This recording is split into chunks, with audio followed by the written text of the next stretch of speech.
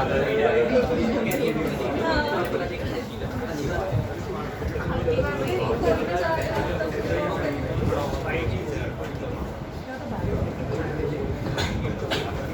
of you are live now. So, be present in the class. Again, happy छोटी Diwali. Happy क्या है इसमें? Extra class.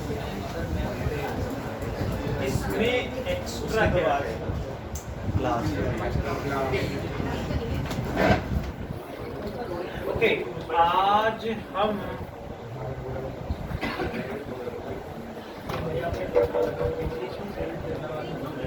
Chapter which one? 39.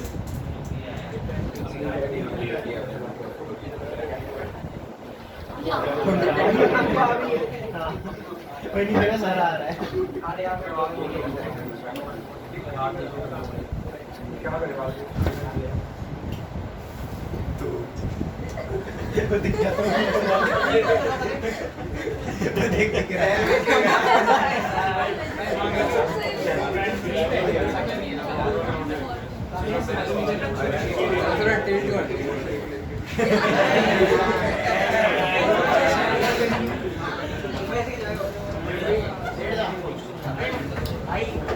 देख रहा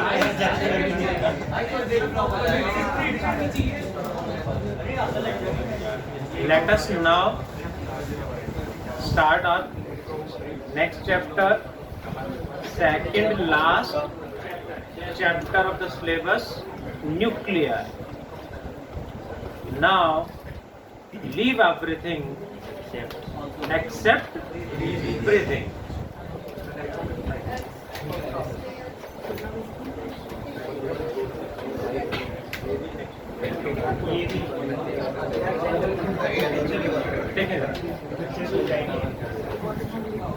Chapter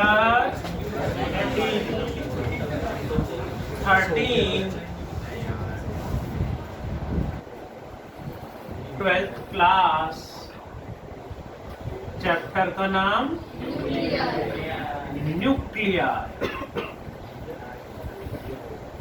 समझते हैं जरा न्यूक्लियाई में हमें क्या पढ़ना है. In the last chapter that was named atom. Atom chapter में हमने पढ़ा about different models of atom and Rutherford's atomic model detail में पढ़ा. बोहर्स एटॉमिक मॉडल हमने डिटेल में पढ़ा. यानी एटम में सेंटर में कौन है? Nucleus.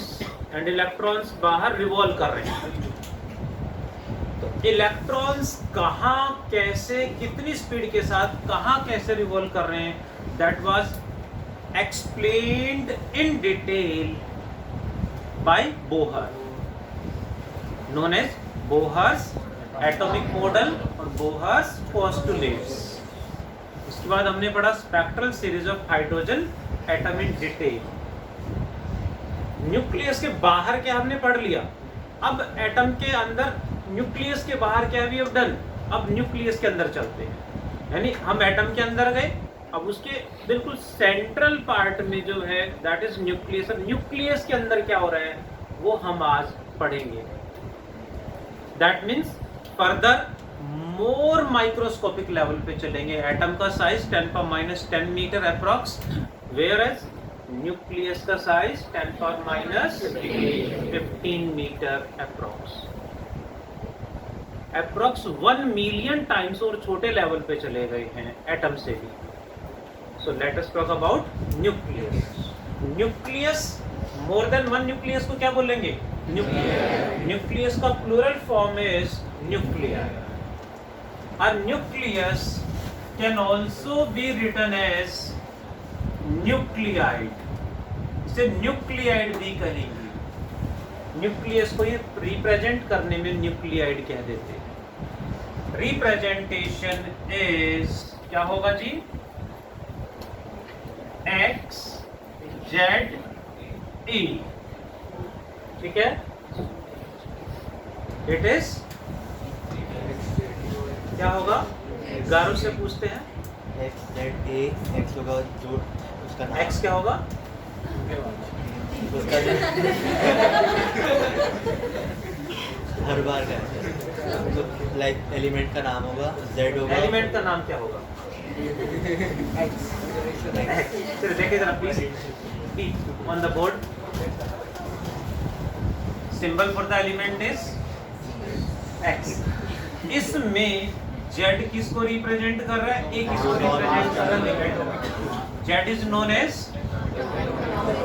Atomic number.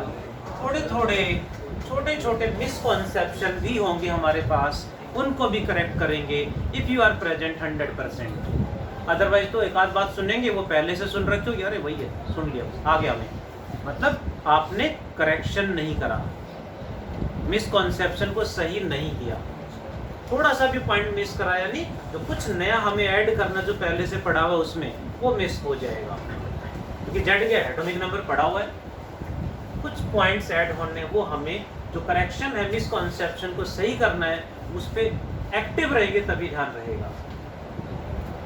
Atomic number also it represents number of protons inside nucleus also equal to number of electrons surrounding the nucleus. What E represents? Atomic mass.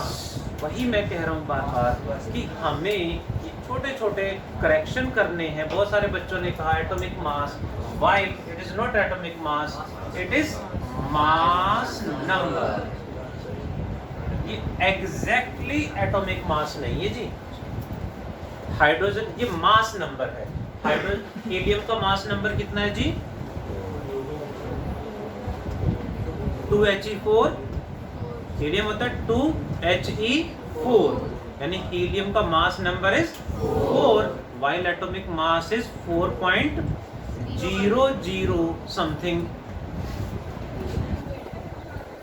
That is not exactly 4, यानी atomic mass exactly ये नहीं होता, इसमें थोड़ा सा fraction भी होता है, उसका नियरेस्ट हम लेके चलते हैं mass number, which is also equal to number of nucleons. Number of nucleons, nucleon किसे कहा जाएगा?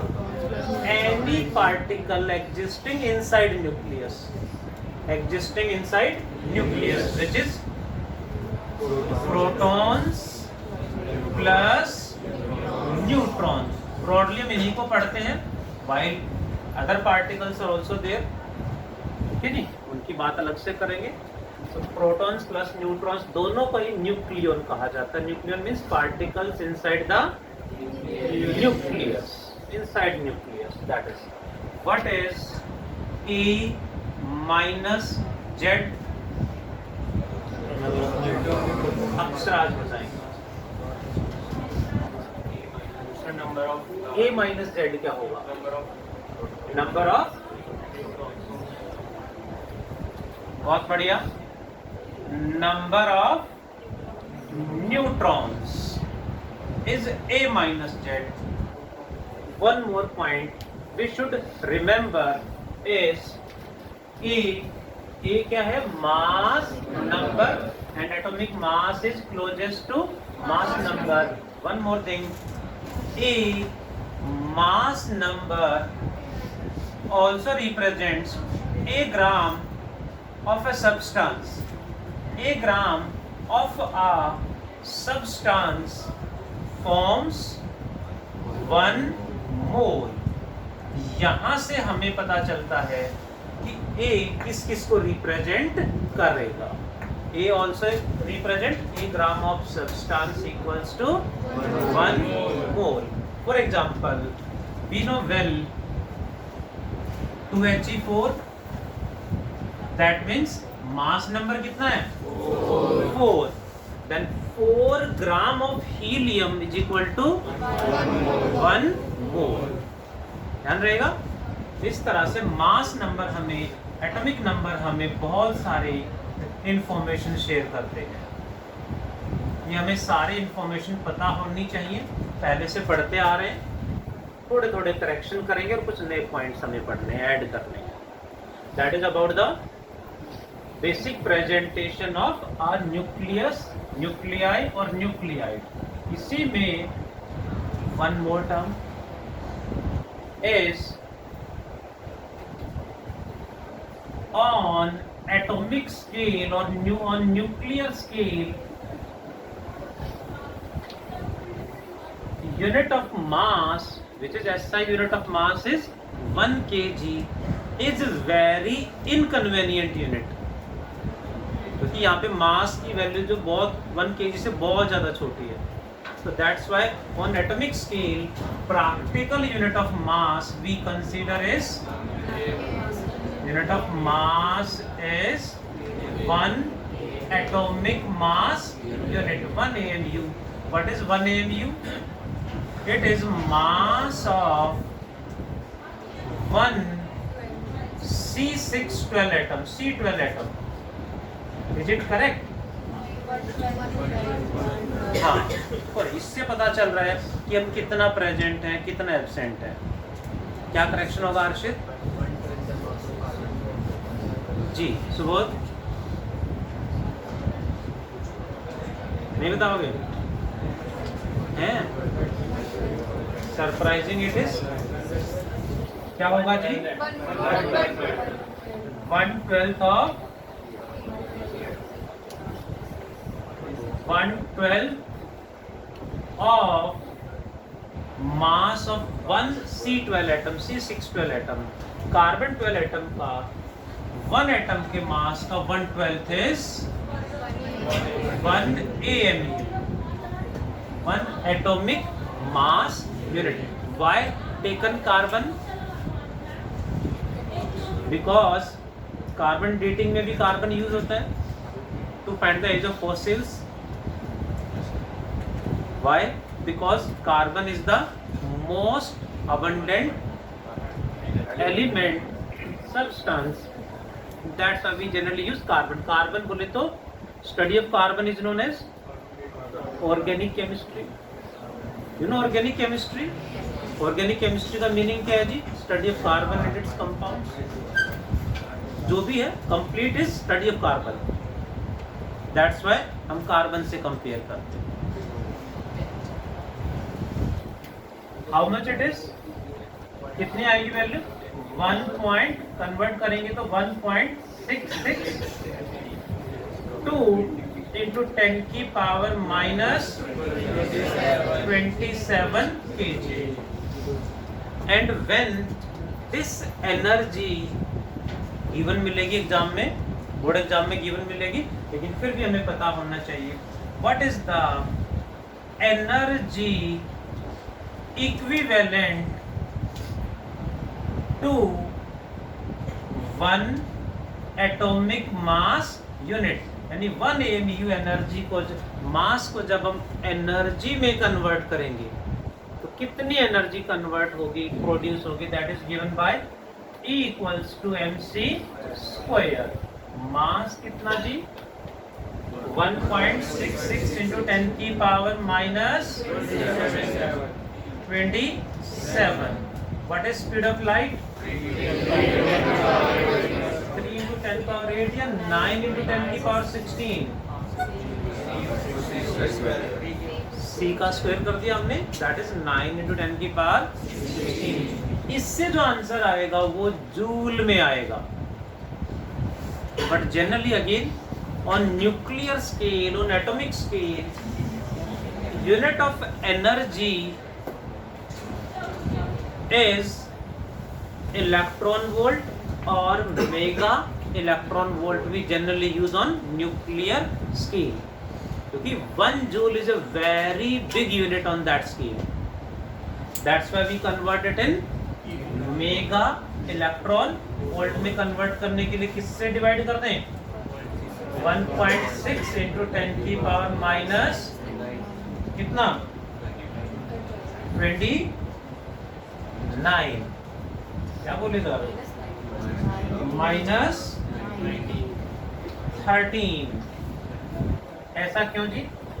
इलेक्ट्रॉन वोल्ट में कन्वर्ट करते तो -19 आता, मेगा इलेक्ट्रॉन वोल्ट में कन्वर्ट करेंगे तो मेगा भी साथ में आएगा, 10⁻13। When solved answer is 931.5 mega electron volt.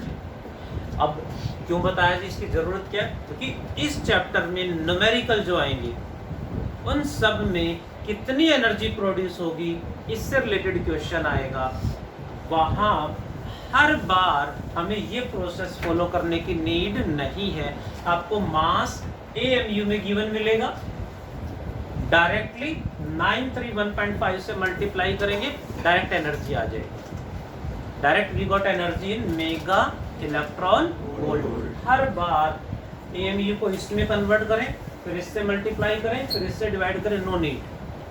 यानी जितना AMU में मास गिवन है that multiplied by 931.5, direct answer we got in mega electron volt. क्या हुआ आदि? हम पटाखे लेके आए हो? हाँ, अभी पटाखा ब्रेक भी मिलेगा, ठीक है, उस टाइम पे आप, ठीक है जी।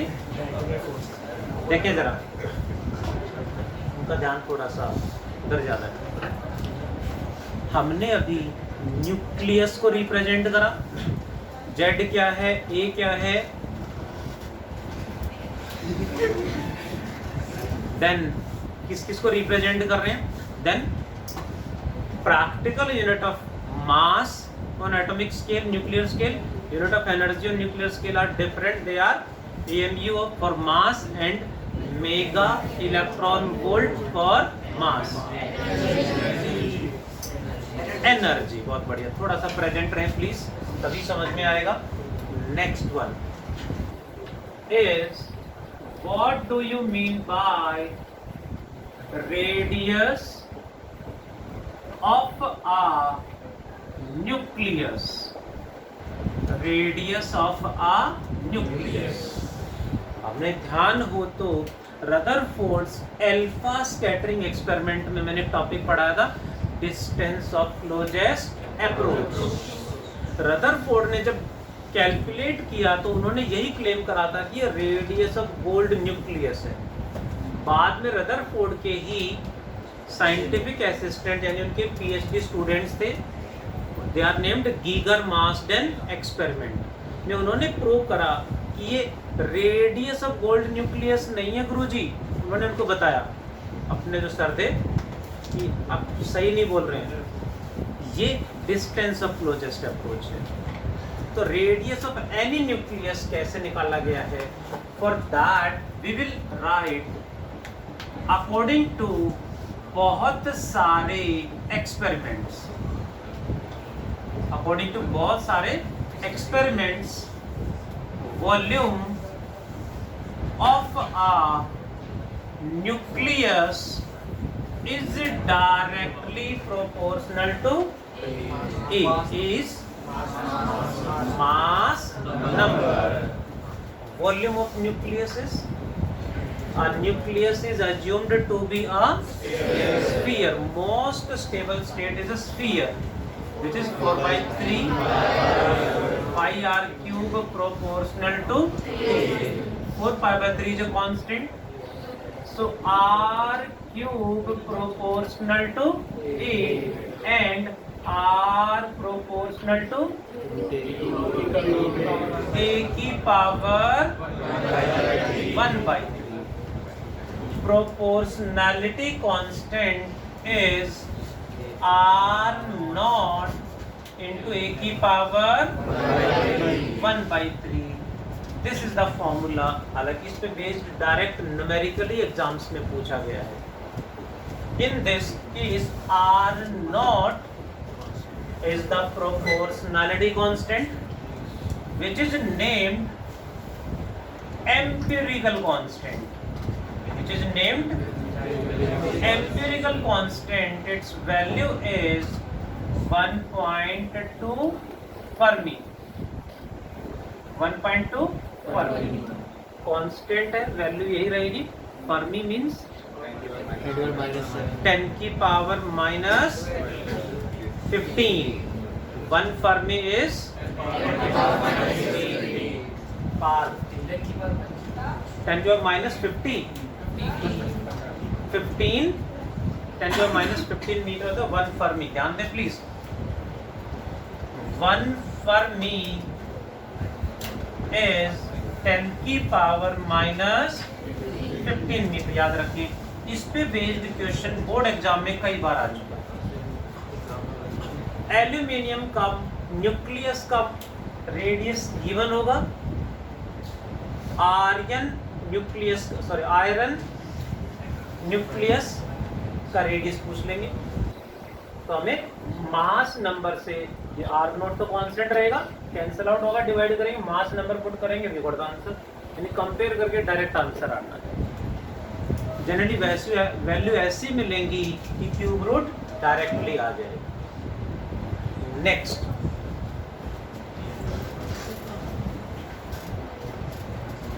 रेडियस के बाद बात करेंगे डेंसिटी ऑफ अ न्यूक्लियस. ये क्या है जी, समझते हैं जरा. डेंसिटी यानी lucky density is mass upon density. Volume is mass upon volume. क्या बताना मैंने तो सर यही हो गया.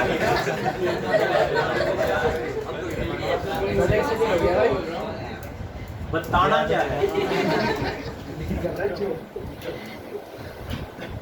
Density mass upon volume. अब की बार आपने सही बताना है.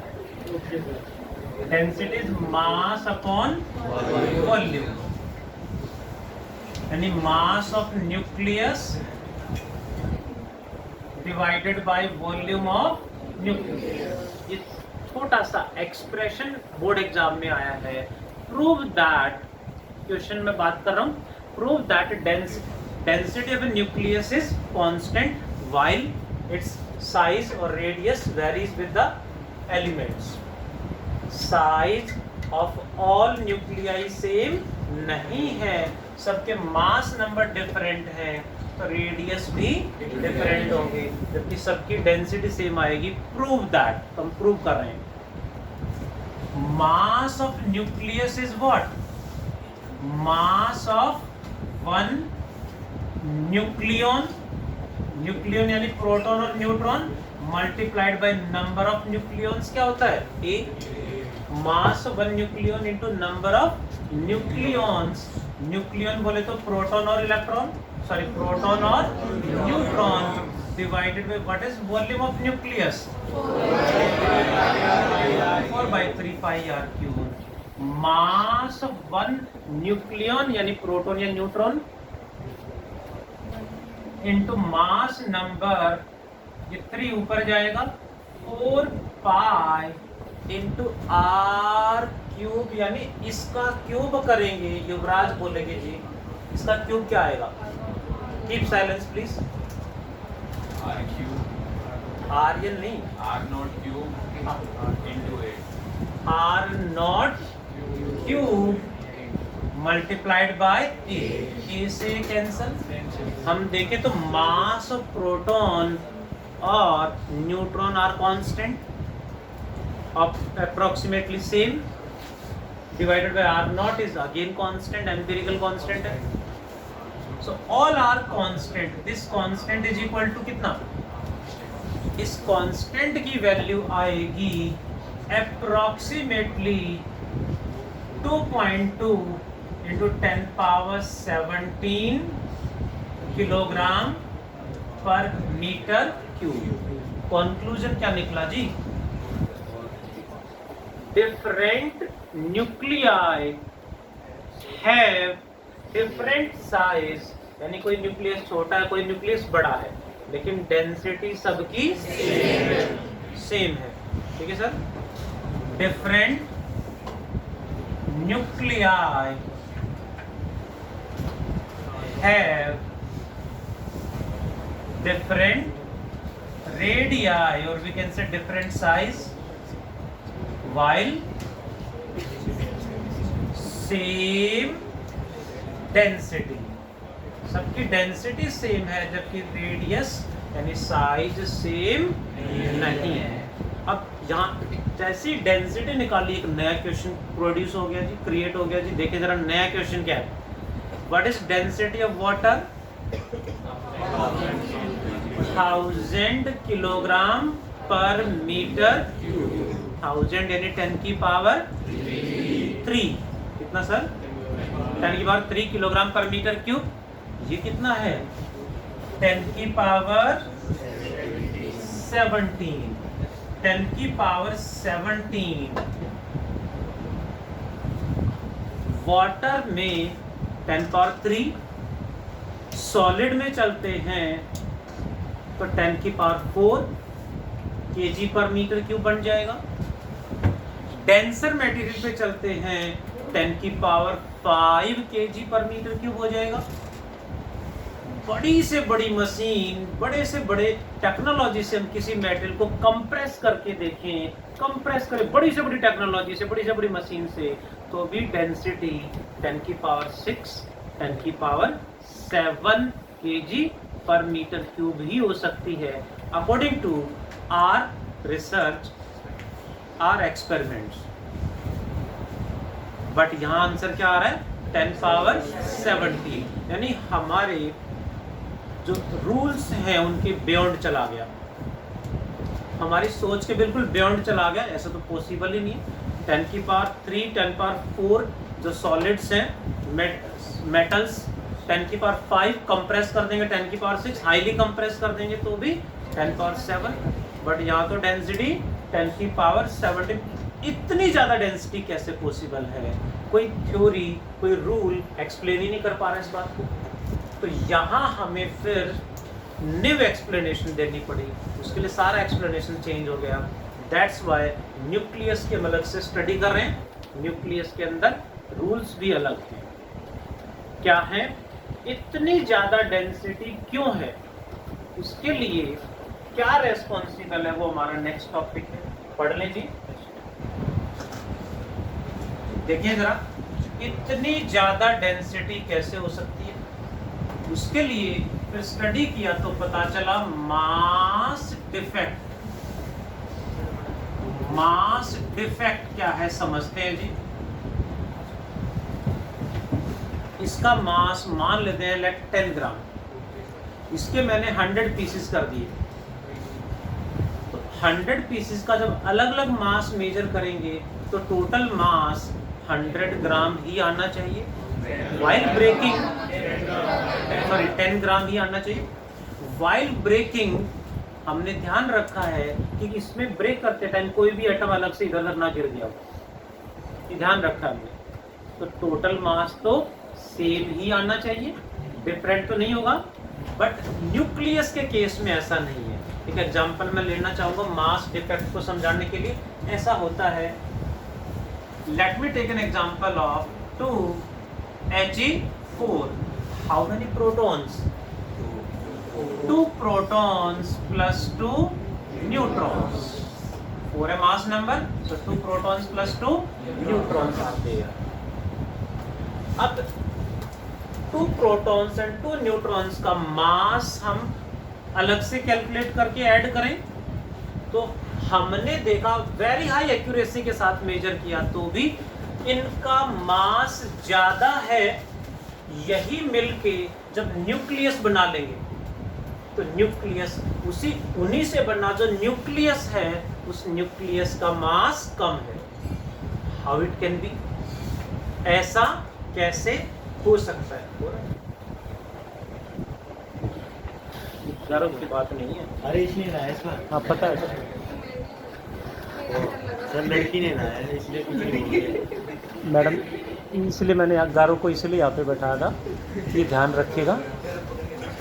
देखिए जरा, कोई बात नहीं सर। ऋषि ब्लड ट्रैक पे जा रहे हो, सेंसर्ड बेंचेस है ना, you are sitting in a class on the benches which is AI controlled. So ध्यान रखिए, इसलिए मैं लास्ट में बोलता हूँ कि थोड़ा सा ध्यान रखें। वंश वैसे है यहाँ पे, संभाल लेंगे। देखिए जरा प्लीज, 2 प्रोटॉन्स प्लस 2 न्यूट्रॉन का मास ज्यादा है। यही चारों मिलके जब हीलियम न्यूक्लियस फॉर्म करेंगे तो उस हीलियम न्यूक्लियस का मास कम है। ऐसा क्यों जी? ये मास कितना कम है, that is known as mass defect. वो जो कम हो गया मास कहाँ चला गया, देखिए जरा। तो हमेशा बहुत सारे एक्सपेरिमेंट करने के बाद भी सभी एलिमेंट्स में न्यूक्लियॉन्स का मास ज्यादा आएगा, न्यूक्लियस का मास कम आएगा। Difference is known as mass defect. यानी क्या बनेगा, मास ऑफ न्यूक्लियॉन्स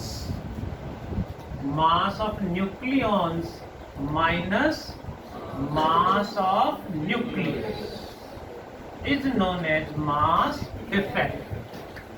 न्यूक्लियॉन्स का mass is number of protons यानी A Z into mass of one proton, let M P, plus number of neutrons कितने जी? A minus Z, number of neutrons into mass of one neutron. This is the total mass of nucleons minus mass of nucleus. Whenever calculated for every nucleus, it is always positive. ये हमेशा positive number आ रहा है, zero या negative नहीं है। What does it mean? इनका मास हमेशा ज्यादा होगा। थोड़ा सा कंसंट्रेट कर लो सर, आप भी तो धोखा ही दे रहे हो अपने कैरियर को, है ना? वहीं पे अटके हो अभी तक, है ना? क्लास स्टार्ट होके काफी आगे आ चुके हैं जी। देखें जरा, वही तो मैं कहता हूँ कि पढ़ाई एंड मस्ती दोनों साथ चलेंगे, इनडिसिप्लिन नहीं। ठीक है ना? That number is always positive. This is known as mass difference. यानी प्रोटॉन न्यूट्रॉन्स जब यूनिवर्स बना होगा तो प्रोटॉन न्यूट्रॉन्स पास आके न्यूक्लियस फॉर्म करा होगा, तो कुछ मास एनर्जी में कन्वर्ट हो गया। जितना भी मास न्यूक्लियस को फॉर्म करने में, फॉर्मेशन में एनर्जी में कन्वर्ट हो गया, उतना ही मास डिफेक्ट है। यानी मास जो डिफरेंस आ रहा है, ये मास कहाँ चला गया, एनर्जी में कन्वर्ट हुआ, जिससे इतनी ज्यादा एनर्जी प्रोड्यूस हुई कि डेंसिटी 10 की power 17 kg per metre cube हो गई। सो जिस एनर्जी में कन्वर्ट हुआ that is named binding energy. Binding energy का फॉर्मूला क्या बनेगा, mass defect multiplied by c square. Answer किस में आएगा, जूल में। एंड हम मास डिफेक्ट को AMU में रखें, in AMU and multiplied by 931.5 करेंगे, then answer will be in mega electron volt में डायरेक्टली आएगा। आपको ऐसे करने की नीड नहीं है, इसको फिर कन्वर्ट करें, नीड नहीं, डायरेक्टली AMU में मास गिवन मिलेंगे, डायरेक्टली इससे मल्टीप्लाई करना है, पूरे मार्क्स मिलेंगे। That is mega electron volt. होता क्या है binding energy, energy required to form a nucleus और टू ब्रेक अ न्यूक्लियस। ध्यान दें प्लीज, किसी भी न्यूक्लियस को फॉर्म करने में जितनी भी एनर्जी प्रोड्यूस हुई है, जितनी भी एनर्जी की नीड है, that is binding energy, and उतनी ही एनर्जी हम उसे प्रोवाइड करा देंगे तो वो ब्रेक हो जाएगा। क्या बन जाएगा, न्यूक्लियर बॉम्ब। जिसका अभी ब्रेक मिलेगा, हालांकि पटाखा ब्रेक मिलेगा, बॉम्ब तो न्यूक्लियर बॉम्ब तो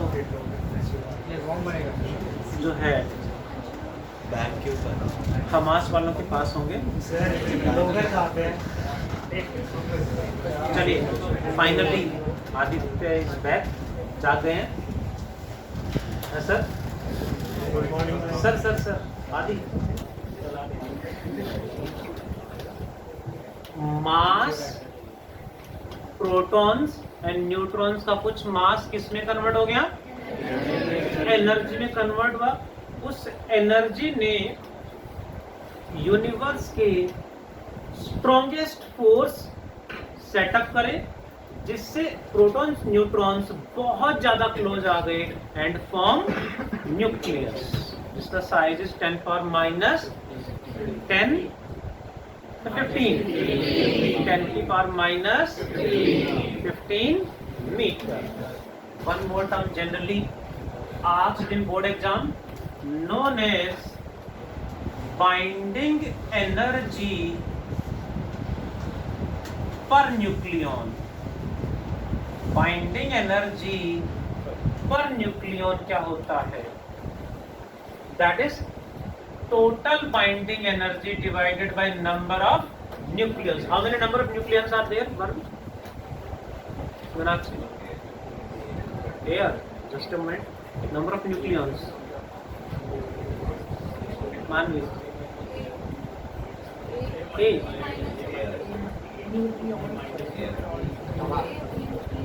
number of nucleons is 8।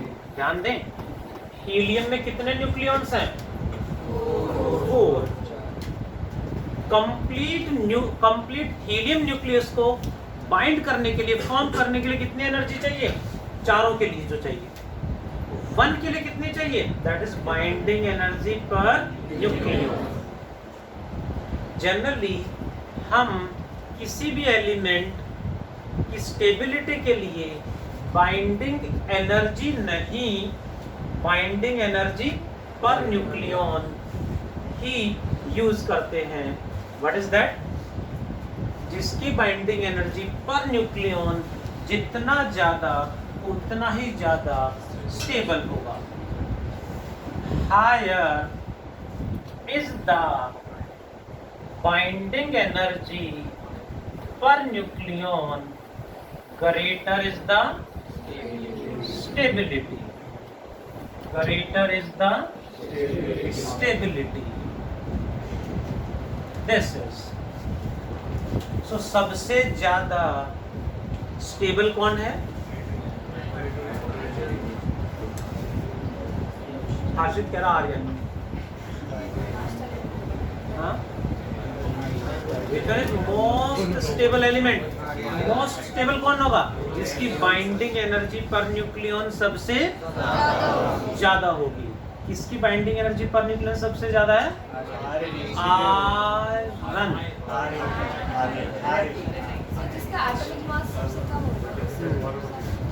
Atomic mass सबसे कम होगा। नहीं, देखें जरा, ये क्वेश्चन इस चैप्टर में सबसे ज्यादा बार पूछा गया है। क्या क्वेश्चन है? देखें जरा, graph between binding energy per nucleon and mass number E, इन दोनों का ग्राफ। ये ग्राफ इस चैप्टर में सबसे ज्यादा बार पूछा गया क्वेश्चन है कि ग्राफ हमसे पूछेंगे। ग्राफ किसके बीच में ड्रॉ करना है? Binding energy per nucleon along y axis and along x axis क्या आएगा? मास नंबर A आ जाएगा। तो ग्राफ कैसा होगा जी? देखें जरा, हाइड्रोजन के लिए बाइंडिंग एनर्जी पर न्यूक्लियन सबसे कम होती है। हीलियम के लिए ग्राफ सडनली ऊपर जाएगा लाइक दिस। इसके बाद कौन? लिथियम के लिए नीचे आएगा, बेरिलियम के लिए फिर ऊपर जाएगा, बोरॉन के लिए डाउन, देन कार्बन के लिए ऊपर जाएगा एंड इसके बाद ग्राफ ऐसे कॉन्स्टेंटली इंक्रीज होते हुए मैक्सिमम पीक अटेन करेगा, उसके बाद ग्राफ स्लाइटली डाउन जाके कांस्टेंट हो जाएगा। तो सबसे टॉप में कौन है? आर्यन।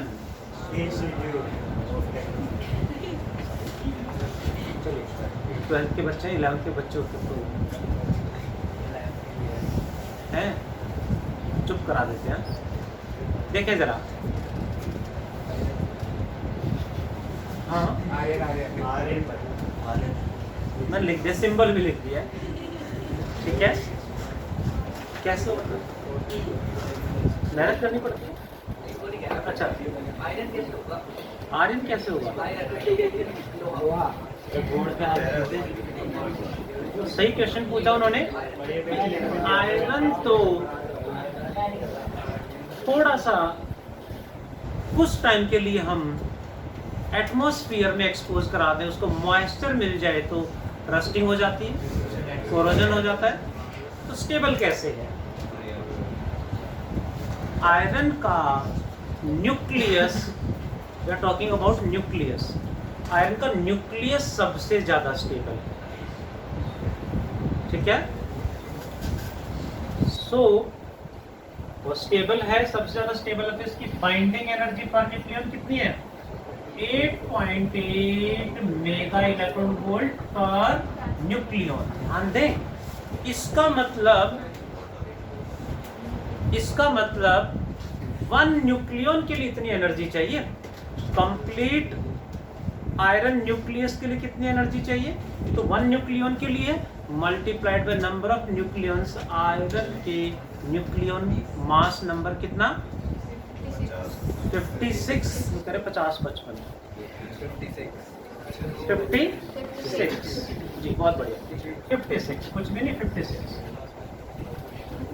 50-55 भी नहीं सर, 57 पे इससे ज़्यादा क्यों नहीं होता? हाँ, अब उनका क्वेश्चन है कि 57 पे से ज़्यादा क्यों नहीं होगी?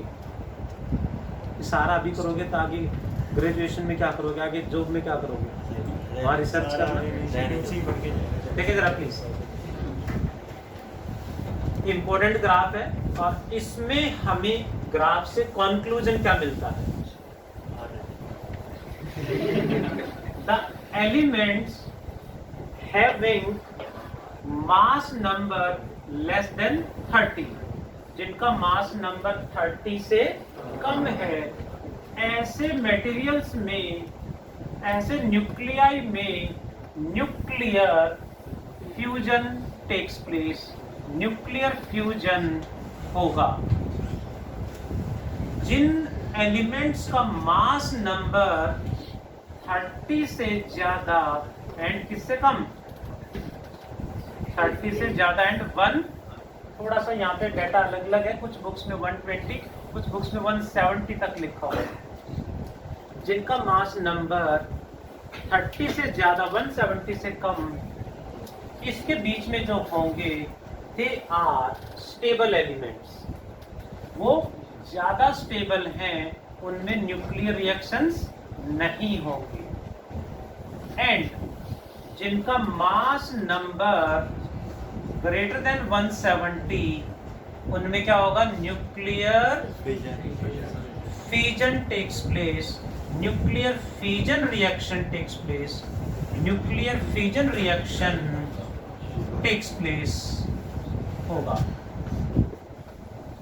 That is, you know, nuclear bomb planning to launch on Hamas,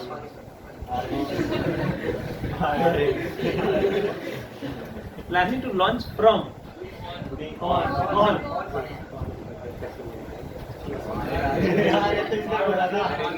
मैं थोड़ी बोल सकता हूँ। हमें तो बैंक में जाना था। बैंक में पेपर आते हैं बोर्ड के। सही लोकर खोलना। हाँ सच। गड्ढा खोद तू। देखिए जरा, लोकर की पोजीशन है इसी के नीचे। यहाँ से let us wind up the chapter. हाँ बस, going to wind up. If all of you present in the class? हाँ, कोई बात नहीं, युवराज है, ठीक है ना। कनाडा ऐसे थोड़ी ना पहुँचते हैं, बहुत मेहनत करनी पड़ेगी, सोना पड़ता है क्लास में। देखिए जरा प्लीज, क्वेश्चन यहाँ से क्या पूछेंगे, क्वेश्चन पे पहुंचे। एक दो पॉइंट मुझे यहाँ एक्सप्लेन करने हैं। हमने बात की डेंसिटी ऑफ न्यूक्लियस बहुत ज्यादा है, कितनी है? 10 की पावर 7। इतनी ज्यादा डेंसिटी कैसे पॉसिबल है? उसके लिए हमने स्टडी करा, मास डिफेक्ट आया, मास डिफेक्ट से बाइंडिंग एनर्जी प्रोड्यूस हुई, जो डिफरेंस है मास का दैट कन्वर्ट्स इनटू एनर्जी। उस एनर्जी ने यूनिवर्स के स्ट्रॉन्गेस्ट फोर्सेस प्रोड्यूस कर दिए, they are named strong nuclear forces. Strong nuclear forces क्या हैं देखें जरा। हमने जनरली कौन कौन से फोर्स पढ़े हैं? Gravitational force, electrostatic force, electromagnetic, generally weak nuclear and strong nuclear. So strong nuclear forces are the strongest forces in the universe. But problem क्या है? They exist within the nucleus only, यानी they exist within a distance of 2 to 3 fermi. 2 to 3 fermi के distance में exist करते हैं। जो dot लगा दिया मैंने, वो विजिबल, इस डॉट के 1 मिलियन स्मॉलर, इस डॉट से भी 1 मिलियन स्मॉलर डिस्टेंस पे एग्जिस्ट करते हैं। यू कैन इमेजिन इससे 1 मिलियन स्मॉलर डिस्टेंस क्या होगा। माइक्रोस्कोपिक है सारा वो वर्ल्ड। अब इससे 1 मिलियन स्मॉलर में भी एक वर्ल्ड है जहाँ प्रोटॉन न्यूट्रॉन रहते हैं। सो वहां पे strongest forces in the universe are acting, यानी वो यूनिवर्स, वो वर्ल्ड ही अलग है, उसके अंदर बहुत ज्यादा एनर्जी है। यदि उस एनर्जी को यूजफुल फॉर्म ऑफ एनर्जी में कन्वर्ट कर लें तो हमारी एनर्जी के सारी प्रॉब्लम सॉल्व हो जाती है। बात करते हैं उनकी, उससे पहले strong nuclear forces. Concept was given by Heisenberg. You know Heisenberg, वही अनसर्टेनिटी प्रिंसिपल वाले, सुना होगा, उन्होंने ही कॉन्सेप्ट दिया था। हेजनबर्ग ने क्या कहा, हालांकि एग्जाम में नहीं पूछेंगे किसने बताया क्या बताया, इसकी प्रॉपर्टीज पूछेंगे, बट थोड़ा सा मैं डिस्कस करना चाहूंगा। According to Heisenberg uncertainty principle वाले, इससे याद ज्यादा रहता है, इन्होंने क्या कहा,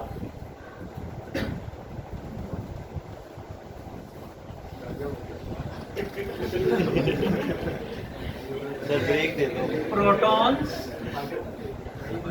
एंड न्यूट्रॉन्स। आपने तो अभी न्यूक्लियर बॉम्ब कहाँ, अभी आप स्लिप निकल गया तो कितना पहले मैंने तो उसमें गई थी बैग में। According to Heisenberg, protons and neutrons are not different particles. इन्होंने कहा दो different particle नहीं है ये, are different, इन्होंने कहा are different charge states of same particle. Different charge states of same particle. यानी ये दोनों एक ही पार्टिकल की टू डिफरेंट चार्ज स्टेट्स हैं and they continuously convert into each other, एक दूसरे में कन्वर्ट होते रहते हैं। कैसे जी? बाय एमिशन और absorption of new type of particles called, क्या बोलते हैं? पाई मेजॉन पार्टिकल्स। उन्होंने एक नए तरह के पार्टिकल का कॉन्सेप्ट दिया था कि प्रोटॉन हमेशा प्रोटॉन नहीं रहता न्यूक्लियस के अंदर, वो पाई मेजॉन पार्टिकल्स को एब्जॉर्ब करेगा या एमिट करके न्यूट्रॉन में कन्वर्ट हो जाएगा, न्यूट्रॉन प्रोटॉन में कन्वर्ट हो जाएगा, ऐसे कॉन्टिन्यूसली कन्वर्ट होते रहेंगे जिससे large amount of energy produce होगा, that produces strongest forces in the universe. Question आएगा, what are the properties of strong nuclear forces की प्रॉपर्टी हमसे पूछेंगे। प्रॉपर्टी क्या होंगी जी?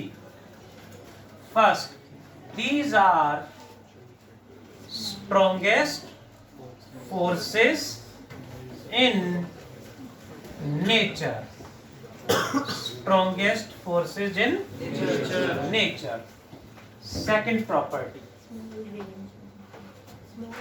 स्मॉल रेंज है, बिल्कुल।